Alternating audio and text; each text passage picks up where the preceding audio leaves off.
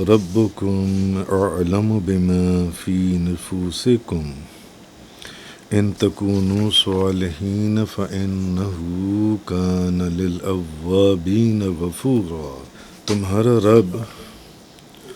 بخوبی جانتا ہے جو کچھ تمہارے دلوں میں ہے، اگر تم نیک ہو تو بے شک وہ توبہ کرنے والوں کو بخشنے والا ہے۔ اب پچھلی آیات کا جو بیان گزرا تھا، اگر آپ کے ذہن میں ہو کہ تب اخلاص کے ساتھ اللہ کی عبادت کرنے اور والدین کے ساتھ نیک سلوک کرنے کا حکم دیا گیا تھا، پچھلی آیات جو گزری والدین کے متعلق۔ اور اب تم جو بھی عمل کر رہے ہو، تمہارے عمل کے اندر اخلاص ہے یا نہیں، یہ اللہ سے چھپا ہوا نہیں۔ یہ چیز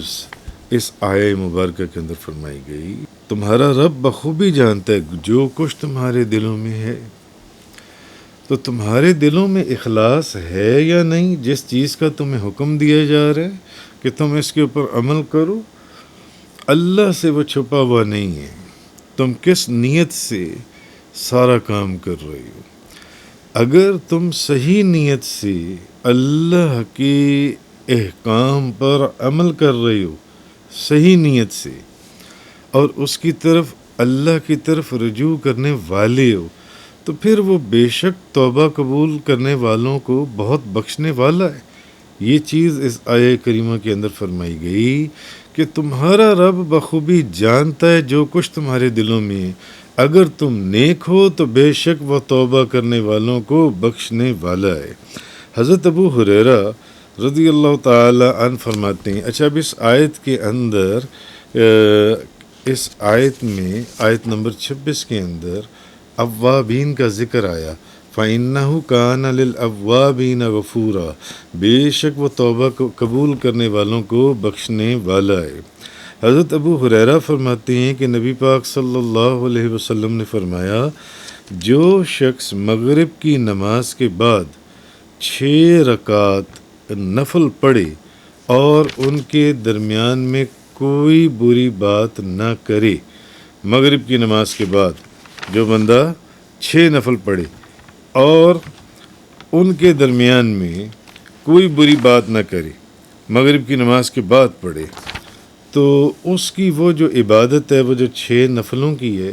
وہ 12 سال کی عبادت کے برابر قرار دی جائے گی۔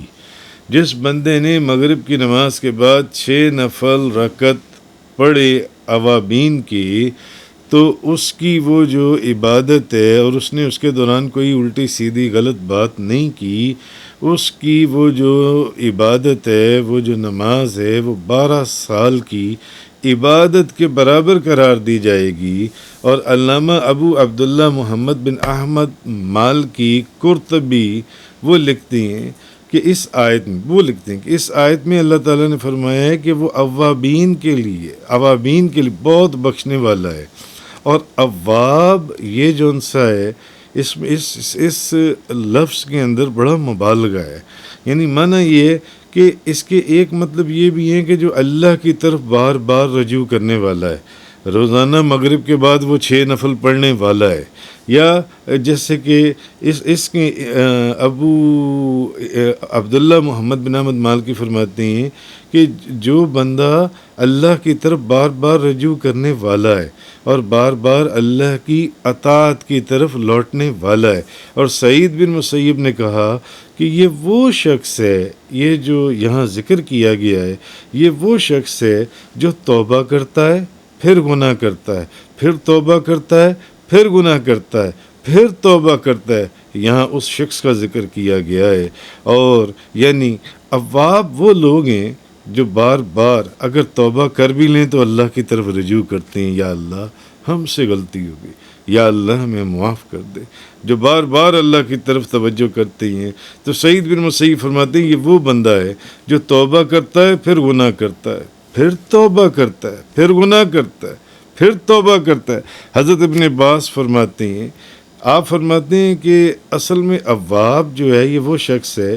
جو جب بھی اپنے گناہوں کو یاد کرتا ہے۔ یہ وہ لوگ ہیں جو جن کو اپنے گناہوں کو یاد کر کے تو وہ فوراً اللہ کی بارگاہ میں استغفار کرتے ہیں کہ یا اللہ مجھے معاف کر دے، یا اللہ مجھے معاف کر دے۔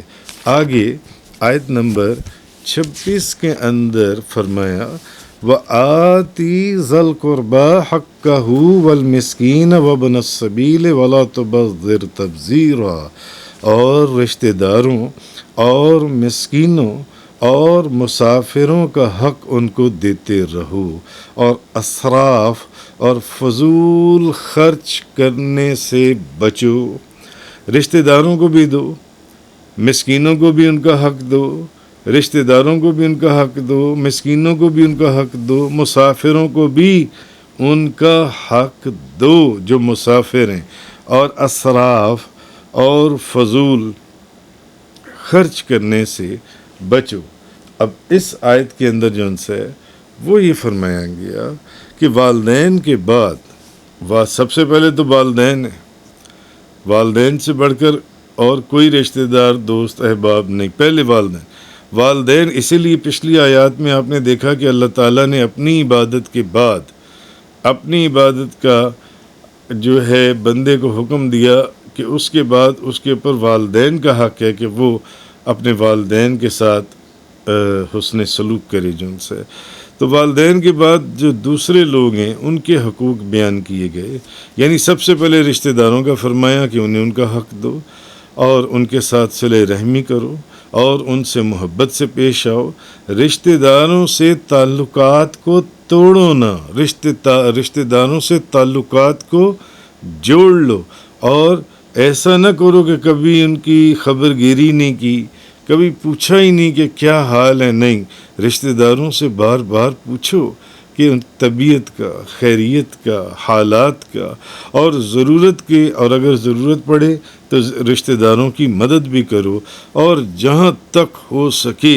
رشتہ داروں کے ساتھ حسن سلوک سے پیش آؤ۔ اب پچھلی آیات میں پہلے ماں باپ کا ذکر گزرا، اب رشتہ دار آ گئے، اب ماں باپ کے بعد پھر رشتہ دار جو ان سے ہیں، اور رشتہ داروں کا یہاں تک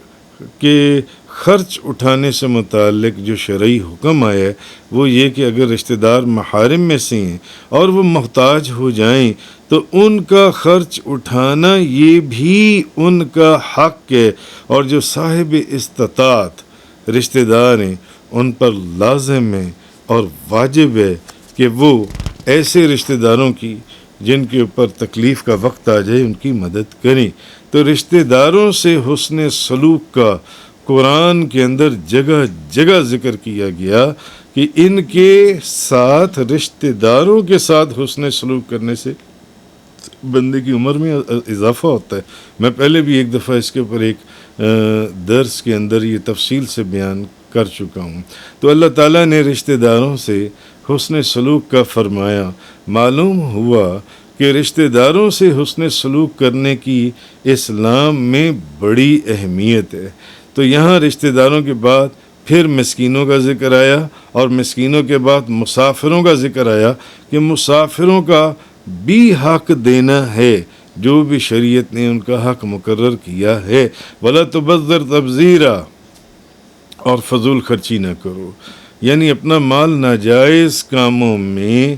خرچ نہ کرو۔ حضرت عبداللہ بن مسعود رضی اللہ تعالی عنہ سے تبذیر کے متعلق سوال کیا گیا، حضور کے بہت ہی پیارے صحابی، تو آپ نے فرمایا جہاں مال خرچ کرنے کا حق ہے اس کی بجائے کہیں اور خرچ کرنا یہ تبذیر ہے، یعنی فضول خرچی ہے۔ جہاں مال کو خرچ کرنے کا حق ہے وہاں خرچ نہ کرے اور اس کے علاوہ کسی اور جگہ پر خرچ کرے، اس کے اوپر گرفت ہوگی۔ تو حضرت عبداللہ بن مسعود فرماتے ہیں جب ان سے تبذیر کے متعلق سوال کیا گیا تو آپ نے فرمایا جہاں مال خرچ کرنے کا حق ہے اس کی بجائے کہیں اور خرچ کرنا یہ تبذیر ہے۔ لہذا اگر کوئی شخص اپنا پورا مال حق یعنی اس کے مصرف میں خرچ کر دے، یعنی حق جو اس کا حق کے خرچ کرنے کا وہاں خرچ کرے تو وہ فضول خرچ نہیں کہلا سکتا، بھلے کہ وہ سارا کا سارا مال جہاں حق ہے خرچ کرنے کا وہاں خرچ کرے تو اس کو فضول خرچ نہیں کہا جائے گا۔ حضرت عبداللہ بن مسعود فرماتے ہیں لیکن اگر کوئی بندہ 1 درہم بھی وہاں پر مال خرچ کرے جہاں ناجائز ہے اور جہاں اس مال کو خرچ کرنے کا حق نہیں ہے تو وہ فضول خرچ کہلائے گا، جبکہ دوسرا شخص اپنا تمام مال خرچ کر دے مگر کرے وہاں جہاں اس کا حق ہے تو وہ فضول خرچ نہیں کہلائے گا، مگر ایک شخص 1 درہم بھی ایسی جگہ پر خرچ کرے جو ناجائز اور حرام یا جہاں خرچ کرنے کا حق نہیں ہے وہ فضول خرچ کہلائے گا۔ تو وہ اس آیت کی تفسیر کے اندر مفسرین نے جو ان سے یہ چیز فرمائی ہے کہ اور رشتہ داروں اور مسکینوں اور مسافروں کو ان کا حق دیتے رہو اور اسراف اور فضول خرچی سے بچو، اسراف اور فضول خرچی سے بچو۔ آگے آیت نمبر 27 کے اندر فرمایا گیا ان المبذرین کانوا اخوان الشیاطین، بے شک فضول خرچ کرنے والے شیطان کے بھائی ہیں۔ اب یہ اللہ تعالیٰ قرآن کے اندر کہہ رہا ہے فضول خرچی کرنے والے شیطان کے بھائی ہیں۔ وَكَانَ الشَّيْطَانُ لِرَبِّهِ كَفُورًا، اور شیطان اپنے رب کا بہت ہی ناشکرا ہے۔ اب یہ چیز فرمائی گئی کہ بے شک جو فضول خرچی کرنے والے ہیں وہ شیطان کے بھائی ہیں۔ جو بندہ رحمان کی یاد سے غافل ہو گیا ہم اس کے لیے ایک شیطان مقرر کر دیتے ہیں اور وہ شیطان اس کا دوست، اس کا ساتھی، اس کا کریم، اس کا ساتھی بن جاتا ہے۔ جو بندہ اللہ کی یاد سے غافل ہوتا ہے تو ہم ایک شیطان کو اس شخص کے اوپر مقرر کر دیتے ہیں۔ اب وہ اس کا یعنی ساتھی ہے، اس کا دوست ہے، اس کے ساتھ ساتھ چلنے والا ہے۔ تو اصل چیز کیا ہے کہ اللہ کی یاد سے غافل رہنے والے جو لوگ ہیں ان کا دوست اور ساتھی شیطان بن جاتا ہے۔ اب یہ قرآن ہے اور جو ہر وقت اس کے ساتھ رہتا ہے اور اس شخص کو نیکیوں سے روکتا ہے اور اس شخص کو برائیوں کی طرف مائل کرتا ہے، اس کو اکیلا نہیں چھوڑتا، اس کے ساتھ ساتھ رہتا ہے، جو اللہ کے ذکر سے اپنا منہ موڑتا ہے، اس کو نیکی کے راستے پر چلنے سے روکتا ہے، اس کو برائی کے اور گندے راستوں پر چلنے کی ترغیب دلاتا ہے، اس کو سمجھاتا ہے، اس کو سکھاتا ہے، اس کا دل ادھر کو مائل کرتا ہے۔ تو جو شخص اللہ کی یاد سے غافل ہو گیا، اندھا ہو جائے، جو شخص رحمان کی یاد سے اندھا ہو جائے، ہم اس کے لیے ایک شیطان مقرر کر دیتے ہیں، وہی اس کا کرین، اس کا ساتھی ہے جو اس کے ساتھ ساتھ رہتا ہے۔ اور اس کے بعد پھر وہ شخص جون سے جب وہ شیطان کو اس کا ساتھی بنا دیا جاتا ہے تو شیطان کو جو ساتھی کسی شخص کا بنایا گیا، کیوں؟ وہ بندہ نماز نہیں پڑھتا، وہ اللہ کے احکامات کی پیروی نہیں کرتا، وہ سچ نہیں بولتا، وہ جھوٹ بولتا ہے، وہ نہیں سمجھتا کہ قرآن اور حدیث کے اندر جھوٹ بولنے والے کے اوپر لعنت فرمائی گئی ہے۔ ایک بندہ ایک وعدہ کرتا ہے، اس وعدے کو پورا نہیں کرتا ہے، اور قرآن حدیث کا یہ فیصلہ ہے کہ جھوٹ بولنے والے پر، وعدہ نہ پورا کرنے والے پر، عہد کو توڑنے والے پر لعنت فرمائی گئی ہے۔ تو ایک شخص جو ان سے وہ ان راستوں کے اوپر چلتا ہے، پھر شیطان ان کو ان راستوں کے اوپر چلاتا ہے، مگر چلاتا کیوں ہے؟ اس لیے کہ اس نے جب اللہ کے ذکر سے غافل ہو گیا تو اللہ نے اب اس کے اوپر ایک شیطان کو مقرر کر دیا گیا جو اس کے ساتھ ساتھ ہے، جو اس کو ساتھ ہے، جو اس کو نیکی کا راستہ نہیں دیکھنے دیتا، جو اس کو برائی کے راستے دکھاتا ہے اور اس کی طرف اس کا دل مائل کرتا ہے۔ پھر وہ بندہ اس شیطان کی پیروی کرتا ہے وہ تمام وصف سے جو ان سے ہیں۔ اور پھر فرمایا شیطان اپنے رب کا بڑا ہی ناشکرا ہے، یعنی شیطان اپنے آپ کو اللہ کی معصیت میں اور زمین میں اور فساد پھیلانے میں، پھر شیطان لوگوں کو گمراہ کرنے میں، شیطان لوگوں کو نیکیوں سے روکنے میں شیطان جو ہے اپنی ساری محنت کو خرچ کرتا ہے۔ اس لیے شیطان یہ جو فرمایا کہ شیطان اپنے رب کا بہت ناشکرا ہے، کیوں؟ کیونکہ وہ لوگوں کو گمراہ کرنے میں اپنا سارا وقت صرف کر رہا ہے اور لوگوں کو نیکیوں کے راستے پر چلنے سے روکتا ہے. لوگوں کو کہتا ہے کہ دودھ نہ پیو، شراب پیو، نماز نہ پڑھو، جوا کھیلو. لوگوں کو ایسے راستے پر چلاتا ہے. سچ نہ بولو، جھوٹ بولو، جون سا وہ ان لوگوں کو ایسے راستے پر چلاتا ہے جون سا شیطان. تو بعض لوگ زمانہ جاہلیت میں لوٹ مار کر کے تو مال جمع کرتے تھے، تفسیروں کے اندر لکھا ہے. اب لوٹتے تھے، ڈاکہ ڈالتے تھے، چوری کرتے تھے، مال کو جمع کرتے تھے، اور پھر وہی مال کتابوں میں لکھا ہے کہ لوگوں کو دکھانے کے لیے لوگوں میں خیرات کرتے تھے. رات کو لوٹتے تھے، رات کو ڈاکہ مارتے تھے، اور دن کو وہی مال اچھے کاموں کے اندر لوگوں کے اندر نام بنانے کے لیے لوگوں کے اندر خرچ کرتے تھے. اپنی دولت کو جون سے وہ لوگوں میں لٹاتے تھے، اور کیا کہتے ہیں، لوگوں اپنے پیسوں کو اس چیز کے اوپر لگاتے تھے کہ کہیں لوگ اسلام نہ لے آئیں. یعنی کہ یہ بھی وہی لوگ تھے جو شیطان کا کام کرتے تھے. جو شیطان کا کام ہے وہی یہ کام بھی کرتے ہیں. اور آج کے زمانے میں بھی آج نیٹ بھرا پڑا ہے، آپ نیٹ کے اوپر دیکھ لیں، ایسے بڑے اسمگلر اور ایسے بڑے قبضہ گروپ